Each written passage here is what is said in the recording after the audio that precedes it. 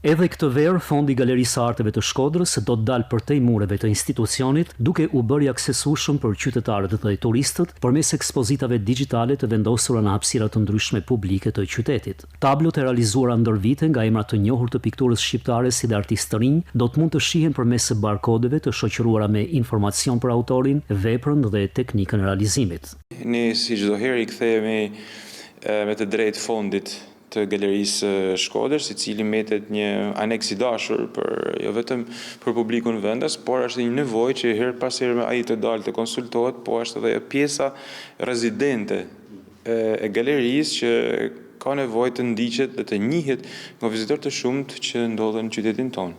Ekspozitat digjitale të këtij sezoni do të jenë një përzgjedhje veprash që pasqyrojnë bukuritë natyrore të Shkodrës, por edhe të trevave të tjera shqiptare. Vitin që shkoi ne kishim njohjen me portretin dhe me urbanin.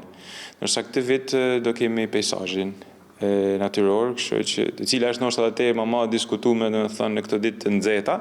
Galeria e Arteve e Shkodrës administron një fond prej më shumë se 800 veprash të artit pamor. Koleksioni që pasurohet çdo vit përfshin punime të disa prej emrave më të spikatur të pikturës dhe skulpturës shqiptare, duke e shndruar galerinë në një prej arkivave më të rëndësishëm të trashëgimisë së artit kombëtar.